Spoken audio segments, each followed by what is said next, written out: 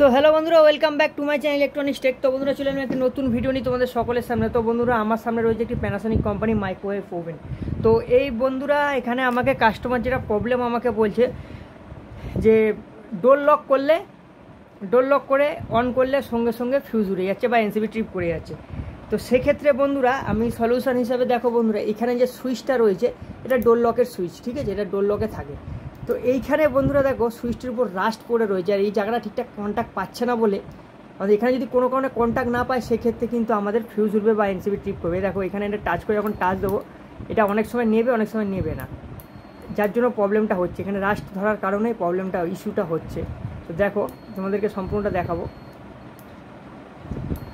মাঝে মাঝে হচ্ছে, দেখো এই যে বন্ধটা হয়ে যাচ্ছে, সুইচটা কিন্তু প্রেস করা, তো মাঝে মধ্যে বন্ধটা হয়ে যাচ্ছে। এই বন্ধটা কোনো সময় হচ্ছে, কোনো সময় হচ্ছে না, যার জন্য সমস্যাটা ক্রিয়েট হচ্ছে। দিচ্ছে ভালো আছে সুইচটা, কিন্তু এই রাস্টের জন্য প্রবলেমটা, সমস্যাটা। তো এবার এইখানে সেই সুইচটা দেখো এখন লাগাবো।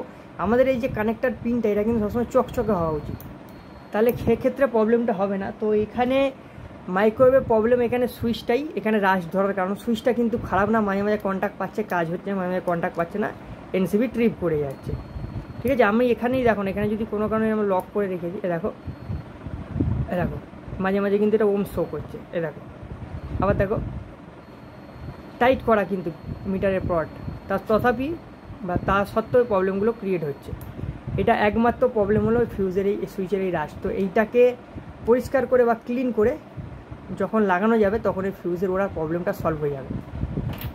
এটা ডোর লকের প্রবলেম, এটা আদার্স আর কোনো প্রবলেম নয়, ঠিক আছে। ম্যাগনেটন খারাপ, এই খারাপ কিচ্ছু না, আর এটা সুইচেরই প্রবলেম। আর এই ভিডিওটা অনলি ফর টেকনিশিয়ানের জন্য, কারণ মাইক্রোওয়েভ খুব হাই ভোল্টেজের হয়। তো চলো, এই ছিল আজকের ভিডিও যদি ভালো লেগে থাকে ভিডিওতে লাইক করবে, কমেন্ট করবে, শেয়ার করবে, আর প্লিজ সাবস্ক্রাইব করার পাশে থাকবে। তখন পরবর্তী ভিডিওর জন্য অপেক্ষা করো, ততক্ষণের জন্য বাই বাই।